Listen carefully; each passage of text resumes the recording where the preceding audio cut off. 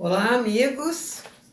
Hoje vamos ler o capítulo 4 do nosso Obreiros da Vida Eterna. Mais um esclarecimento, nosso amigo André Luiz, né?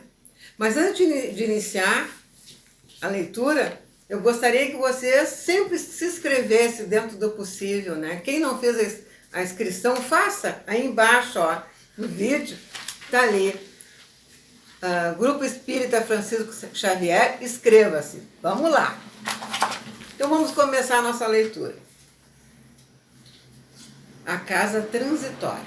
Depois de viagem normal, através dos caminhos comuns, alcançamos nevoenta região onde asfixiante tristeza parecia imperar incessantemente.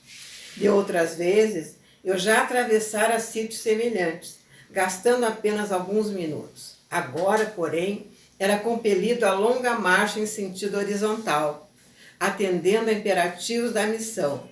O assistente Jerônimo procurava certa localidade sob a denominação expressiva de Casa Transitória de Fabiano. Trata-se de uma grande instituição piedosa no campo de sofrimentos mais duros, em que se reúnem almas recém-desencarnadas nas cercanias da crosta terrestre, a qual, segundo nos informou o chefe da expedição, fora fundado por Fabiano de Cristo, devotado servo da caridade entre antigos religiosos do Rio de Janeiro, desencarnado há muitos anos. Organizada por ele, era confiada periodicamente a outros benfeitores de elevada condição em tarefa de assistência evangélica, junto aos espíritos recém-desligados do plano carnal. Imagina, né? A tarefa deles é assistir os recém-desencarnados, né? Fabiano de Cristo foi um grande nome no movimento espírita. Vamos prosseguir. Na casa transitória, prosseguiu Jerônimo, explicando-nos, prestaríamos o auxílio que nos seja possível a organização e asilaremos em seguida os irmãos que nos cabe socorrer. Não fosse esse pouso de amor, tornar-se-ia muito difícil o nosso trabalho. Raramente encontramos companheiros carnais em condições de atravessarem semelhante zona imediatamente após a morte física. Quase todos permanecem estonteados nos primeiros dias. Se entregues à própria sorte, seriam fatalmente agredidos pelas entidades perversas ou habilmente desviados por elas do bom caminho de restauração gradual das energias interiores. Daí a necessidade desses abrigos fraternais em que alguns heróicas e dedicadas de sumo bem se consagram a santificadas tarefas de amparo e vigilância. É uma tarefa muito digna, né, meus amados? Após breve pausa, concluiu: além disso, teremos aí todo o equipamento necessário ao trabalho que nos cumpre realizar. Curioso, guardei silêncio e esperei. Não se passou muito tempo, defrontava-nos casarão enorme em plena sombra. Nada que evidenciasse preocupação artística e bom gosto na construção. Nem árvores, nem jardins em torno, a edificação baixa e simples mal se destacava no nevoeiro denso. Certo, percebendo-me a estranheza, Jerônimo esclareceu. O nome do Instituto, André, fala por si mesmo.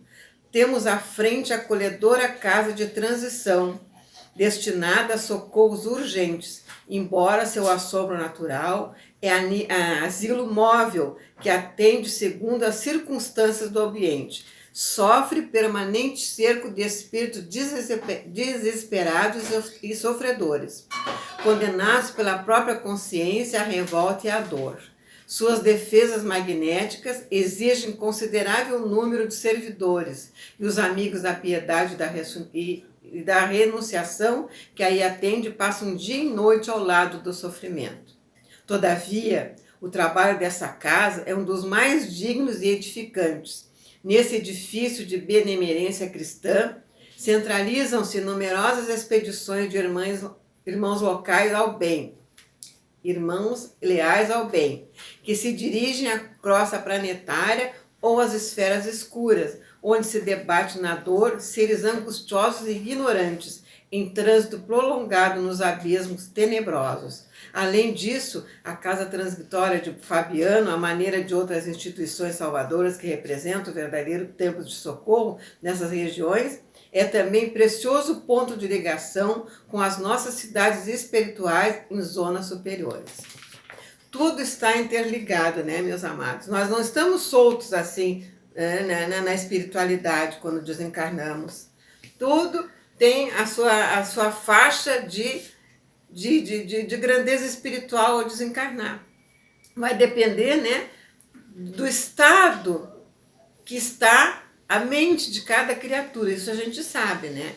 Por isso, nosso trabalho interior de discernimento dessa doutrina de amor, de conhecimento, né, da doutrina, e aquele trabalho que vamos fazendo dentro de nós, né? Porque um dia vai acontecer com qualquer um de nós vamos desencarnar. E vai depender da nossa consciência aonde nós vamos estacionar. Pode ser até numa casa transitória, né? Por um tempo, até nos recuperar, para poder seguir em frente, né? Vamos seguir. Nesse instante, antes de que Jerônimo pudesse prosseguir nos esclarecimentos, atingimos as barreiras magnéticas, a distância de alguns metros do portão de acesso ao interior. Atendidos por trabalhadores vigilantes que sem hesitação nos oferecem passagem, acionamos pequenos aparelhos que nos ligou de pronto ao porteiro prestativo. Não decorreram muitos minutos e achamo-nos diante de figura respeitável. Não suponha que a instituição estivesse administrada por mãos sensíveis de mulher. A nossa irmã Zenóbia, aparentando idade madura e aurelada de cabelos negros, proporcionava-nos informações vivas de sua energia e admirável capacidade de trabalho, através dos olhos transbordantes de luz. Saudou-nos cortês, sem despender muitas palavras, passando imediatamente ao assunto que a nossa presença sugeria. Fui avisada ontem, disse bondosa, de que a missão chegaria hoje e rejubilamos com isso. Ao seu dispor, explicou-nos Jerônimo com gentileza. Esse abrigo de amor e paz cooperará conosco, asilando-nos alguns tutelados convalescentes e, por nossa vez, desejamos ser úteis à casa de algum modo. A caravana se colocando à disposição, né? Zenóbia envolveu-nos um sorriso de simpatia acolhedora e, após rápidos minutos de silêncio, considerou: aceitamos o concurso. Reconheço a presença de um grupo harmonioso e, desde a semana finda, aguardava ensejo, não só para beneficiar a coletividade sofredora de abismo próximo, senão também a fim de socorrer certo irmão nosso muito infeliz. Trata-se de uma pessoa que foi particularmente querida e que apenas agora foi encontrada em remota região de seres decaídos. Vencendo obstáculos, trouxemos-la para a vizinhança da casa. Porém, o perigoso estado em que se encontra não nos autoriza a fornecer-lhe abrigo, e sim proteção indireta. Já estabelecemos medidas em favor da remoção desse infortunado amigo para a zona da crosta, onde será brevemente internado em reencarnação expiatória, com auxílio divino. Entretanto, precisarei pessoalmente de colaboração fraternal dos companheiros em benefício do transviado. Que trabalho, hein? Para salvar uma pessoinha que está há muito tempo, né? Nas zonas umbralinas. Sem dúvida, atalhou Jerônimo. Desvanecido, teremos prazer. Designada a devotada enfermeira que nos acompanhava, acrescentou: em nossa companhia permanece a irmã Luciana, que nos pode ser extremamente útil nesse caso particular, em virtude das suas adiantadas faculdades de clarevidência. A diretora da casa transitória fixou o olhar sereno em nossa colaboradora, sorriu amável e prosseguiu. Bem lembrado, alguns irmãos, qual ocorre a esse a que me refiro, descem a tamanho embrutecimento moral que somente consegue ouvir-nos a voz de modo imperfeito, e não lhes sendo possível identificar-nos pela visão, em face dos impedimentos vibratórios criados por eles mesmos. Duvidam de nossa amizade e de nosso propósito elevado de cooperação. No fato presente, o concurso de Luciana ser-me-á precioso. Não pude disfarçar o meu constrangimento ante aquele pormenor da conversação, porque motivo a irmã Zenóbia, orientando instituição como aquela, necessitaria da nossa colaboração, mormente no capítulo da clarividência mencionada. Porventura, não poderia também esquadrinhar os problemas de almas sofredoras e decaídas? Incapaz de sopitar a interrogação, observei admirado. Quer dizer que os benfeitores daqui não podem ver quando desejam? Foi o assistente Jerônimo que veio ao meu encontro. Antes de tudo, André, falou compassivo, faz-se necessário considerar que a irmã Zenóbia, não obstante a sua extensa visão espiritual, terá razões íntimas para invocar a providência.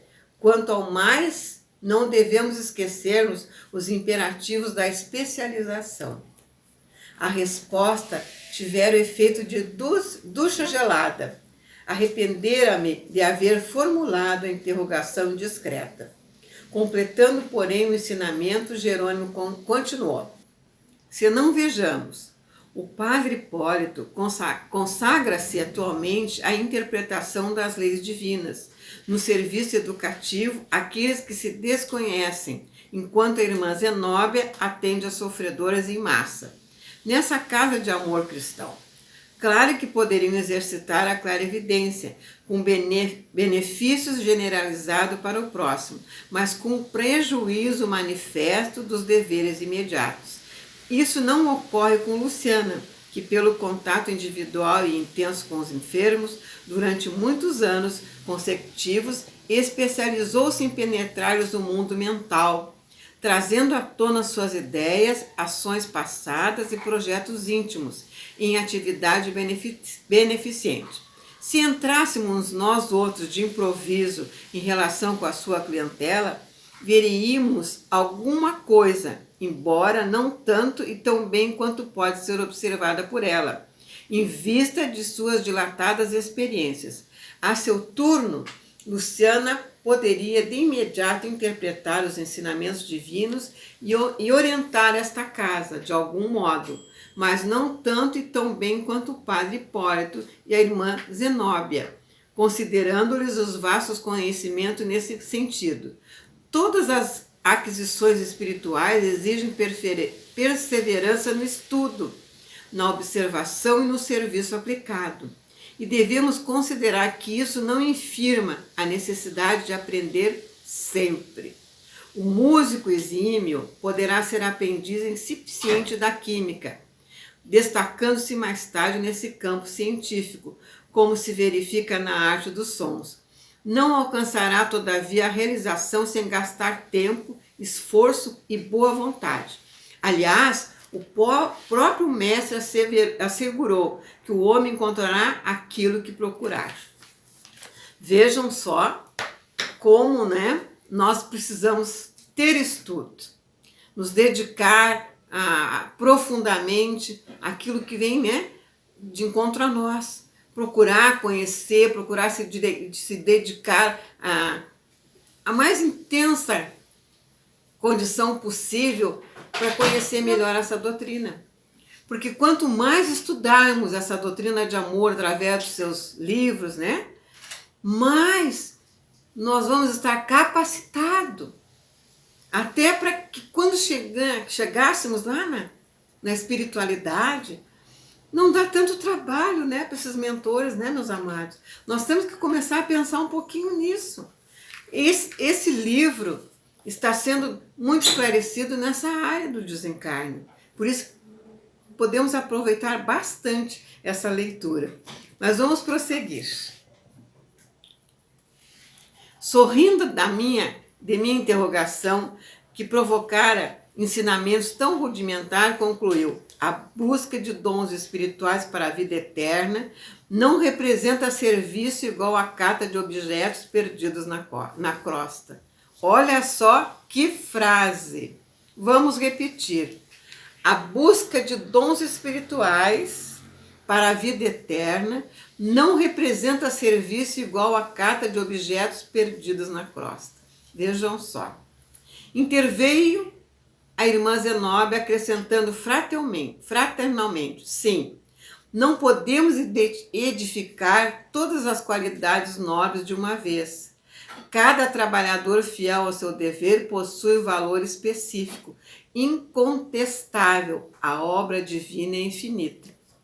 E realmente, nós temos o maior exemplo disso no nosso livro Evangelho segundo o Espiritismo.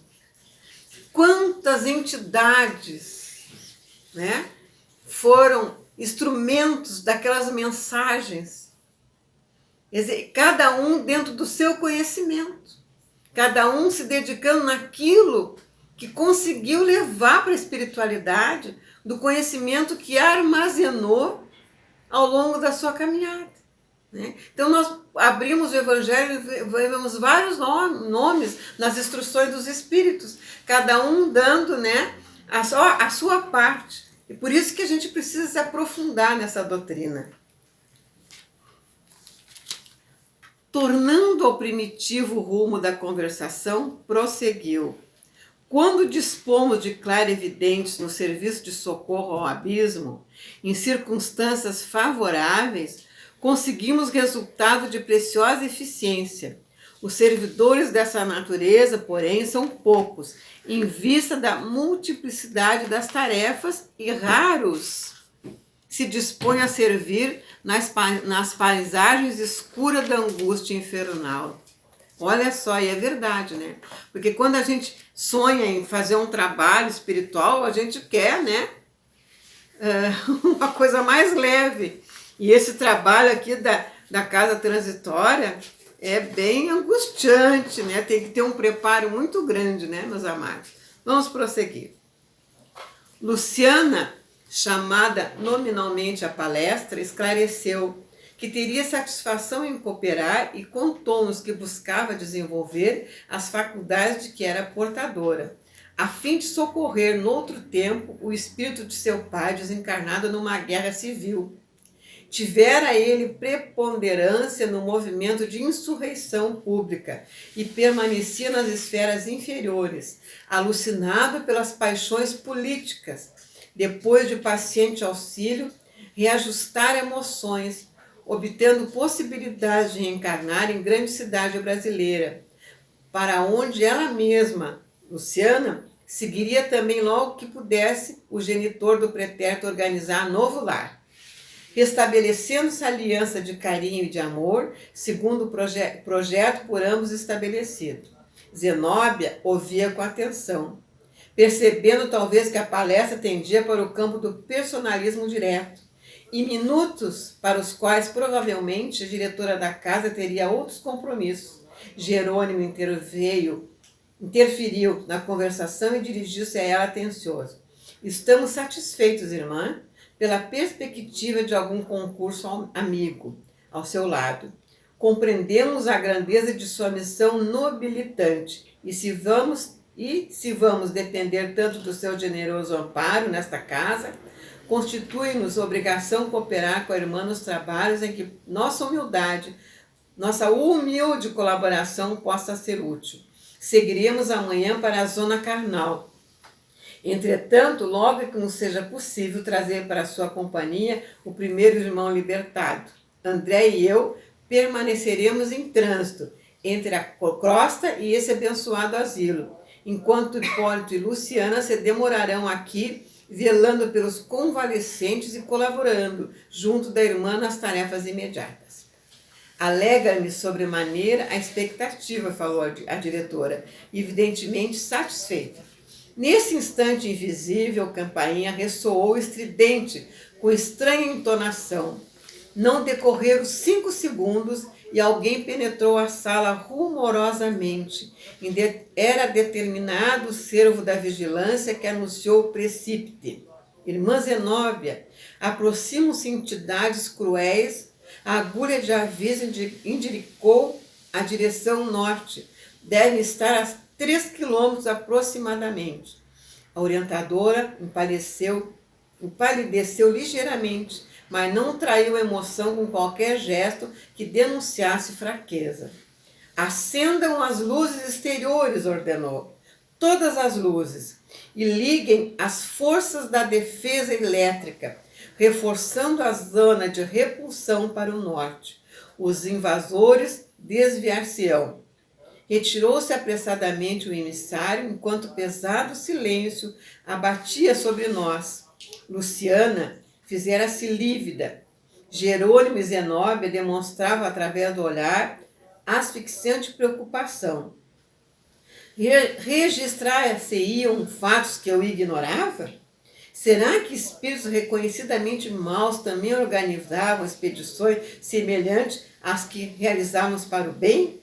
Que espécie de entidades seriam aquelas para infundir tamanha preocupação nos dirigentes esclarecidos e virtuosos do nosso trabalho, e tão grande terror nos subordinados daquela casa de amor cristão? Impressionara-me a expressão facial de dor e incerteza do servidor que trouxera a notícia. Seriam tantos malfeitores da sombra para justificar semelhante pavor? Sentia o raciocínio extremadamente reduzido para comportar a imensidade das interrogações que me afloraram a mente. Através de minúscula abertura, notei que enormes holofotes se acendiam de súbito no exterior, como as luzes de grande navio assaltado por nevoeiro denso em zona perigosa. Ruídos característicos faziam-se sentir a nossa audição, informando-nos que aparelhos elétricos haviam sido postos em funcionamento. É lamentável, exclamou Zenóbia, com a manifesta intenção de restaurarmos a tranquilidade, que tantas inteligências humanas, desviadas do bem e votadas ao crime, se consagram aqui ao prosseguimento de atividades ruidosas e destruidoras. Nenhum de nós ousou dizer qualquer palavra. A diretora, porém, esforçando-se por sorrir, continuou. A tragédia bíblica da queda dos anjos luminosos em abismo de trevas repete-se todos os dias, sem que percebamos em sentido direto. Quantos gênios da filosofia e da ciência dedicados à opressão e à tirania? Quantas almas de profundo valor intelectual se precipitam no despenhadeiro de forças cegas e fatais, lançados ao precipício pelo desvio voluntário. Esses infelizes raramente se penitenciam e tentam recuo benéfico. Na maioria das vezes, dentro da terrível satisfação do egoísmo e da vaidade, insurgem-se contra o próprio Criador, alvitando-se na guerra prolongada às suas divinas obras. Agrupam-se em sombrias e devastadoras regiões, operando movimentos perturbadores que desafiam a mais astuta imaginação humana e confirmam as velhas descrições mitológicas do inferno. Observando-me possivelmente a angústia íntima em fase das suas considerações, irmão Zenóbia acrescentou: chegará, porém, o dia da transformação dos gênios perversos, desencarnados em espíritos lucificados pelo bem divino. Todo mal, ainda que perdure milênios, é transitório. Achamos-nos apenas em luta pela vitória imortal de Deus contra a inferioridade do eu em nossas vidas. Toda expressão de ignorância é fictícia. Somente a sabedoria é eterna. Por minha vez, gostaria de formular várias indagações, porém a expectativa fizera-se mais pesada. Há alguns séculos, prosseguiu a diretora, de reencarnações terrestres, constitui tempo escasso para reeducar inteligências pervertidas no crime. É por isso que os trabalhos retificadores continuam vivos, além da morte do corpo físico, obrigando os servos da verdade e do bem a suportar os irmãos menos felizes, até que se arrependam e se convertam. Olha só que esclarecimento, né? E a gente percebe a paciência dessas criaturas que vão ficar aguardando, né? Como Deus aguarda o nosso momento, Jesus aguarda o nosso momento de nos voltarmos completamente, né? Para essa misericórdia infinita que é a providência divina. Mas vamos prosseguir. Indefiníveis ruídos alcançaram-nos o ouvido, e Zenóbia, pálida, calou-se igualmente. Em poucos segundos tornaram-se mais nítidos. Eram gritos aterradores, como se a curta distância devêssemos afrontar hordas de enravecidos animais ferozes. Entre nós, Luciana parecia a mais atemorizada.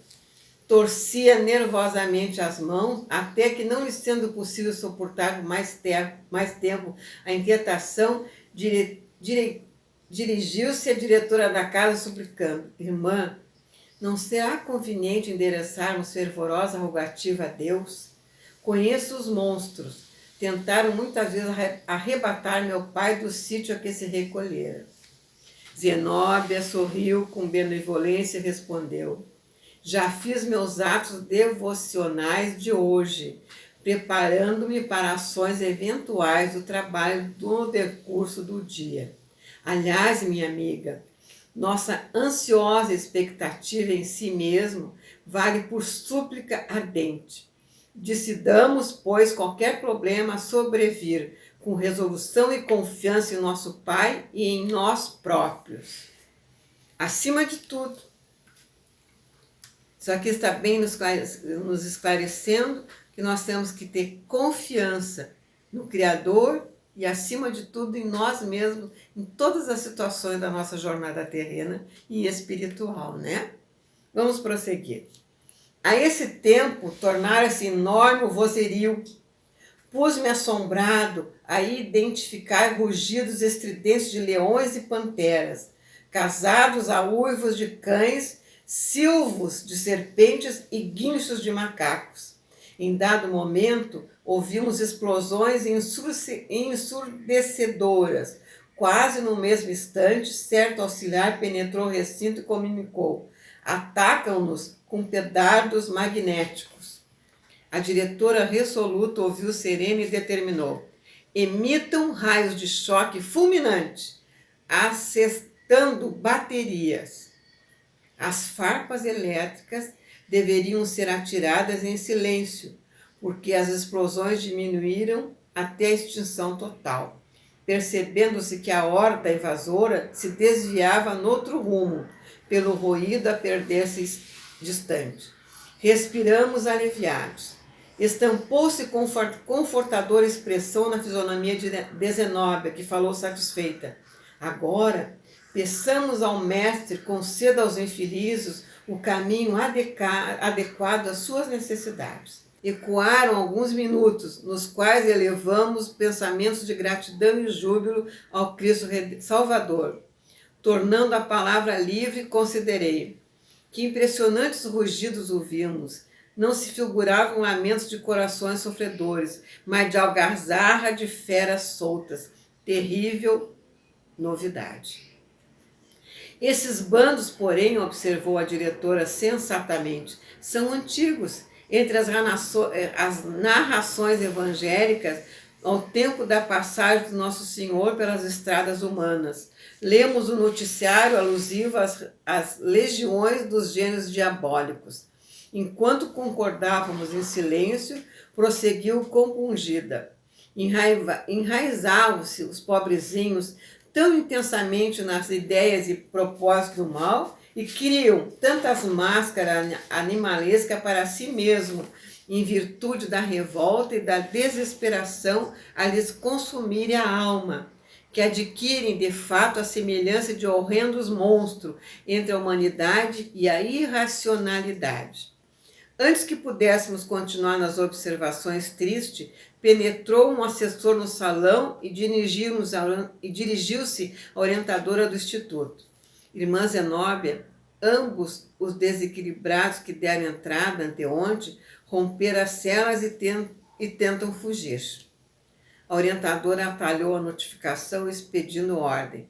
Prenda-nos imediatamente, com a colaboração dos vigilantes.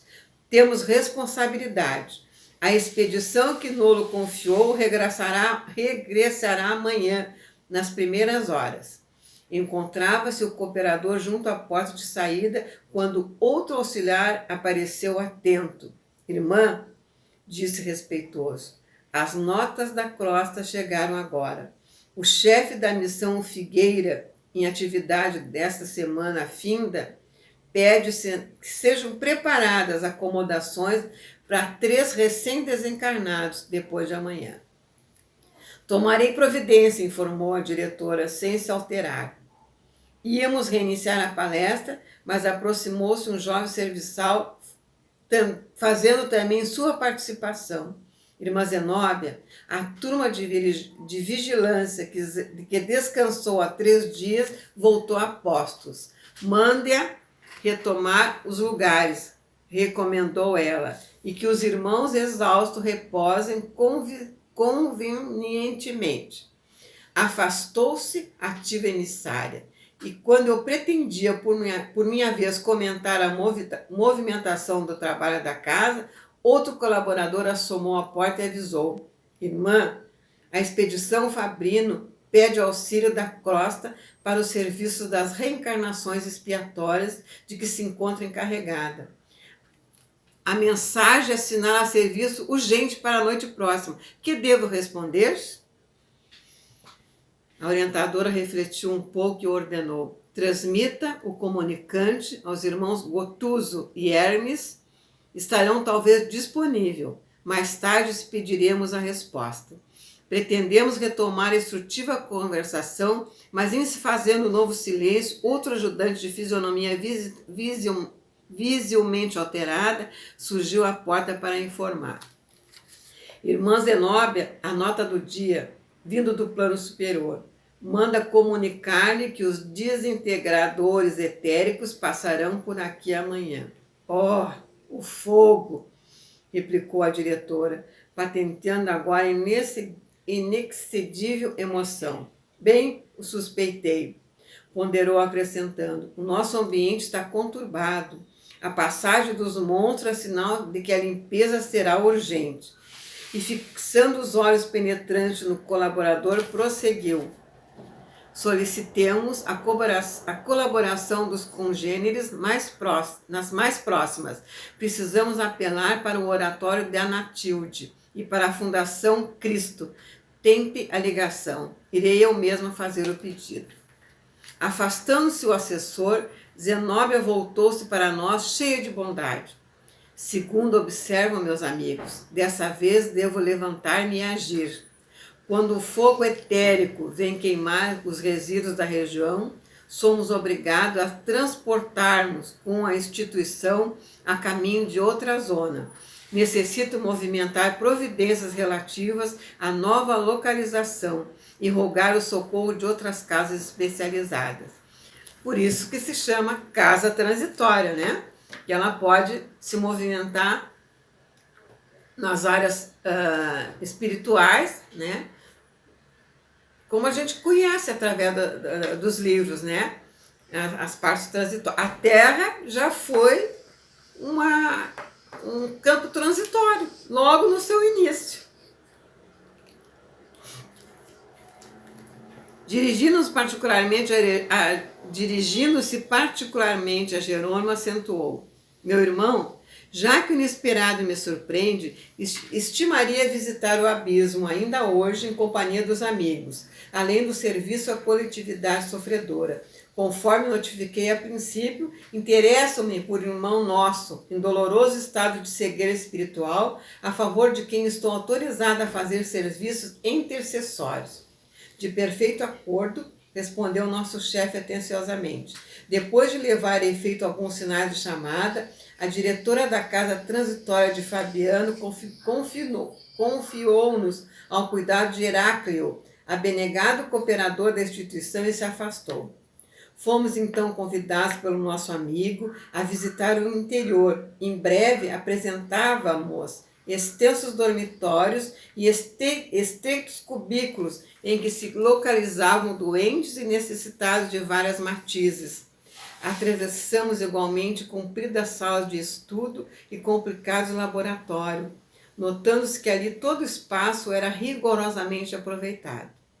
Em certo ponto de conversação, o delicado companheiro que nos acolhia, percebendo a curiosidade com quem examinávamos a parte interna do edifício, erguida à base de substância singularmente leve, esclareceu: é tipo de construção para movimento aéreo. Muda-se sem maiores dificuldades de uma região para outra, atendendo às circunstâncias e sorrindo. Por isso é denominada casa transitória. Isso mesmo, casa transitória. Em breves minutos, o assistente Jerônimo era chamado nominalmente pela irmã Zenóbia para entendimento particular. Hipólito e Luciana solicitaram ingresso na sala consagrada. Porém, conforme explicações de Heráclio, administradores auxiliares e asilados daquele pouso de amor se reuniam habitualmente para o serviço divino da prece.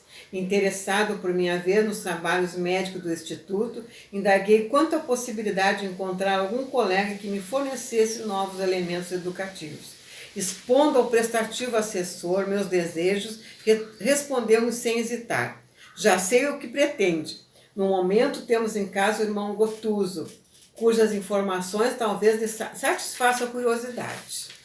E aqui encerramos, meus amados, o capítulo 4. Interessante essa parte, né? Nos reportou esse momento que o nosso planeta está vivenciando. Com essas montagens, né? Que se chamam de hospitais de campanha, para acolher as pessoas que estão chegando com esse vírus, né, meus amados? Mas a proteção divina está ali presente. Então é isso aí. Nós temos mais é que orar pelo planeta, pedir que essas criaturas espirituais que vêm nos socorrer, né, que possam estar amparadas também para nos socorrer, e que a gente vibre sempre no positivo. Então, meus amados, nós vamos encerrando por aqui. Não esqueçam, né, de inscrever-se no grupo Espírita Francisco Xavier. Façam lá sua inscrição e curtem. Até a próxima. Obrigada.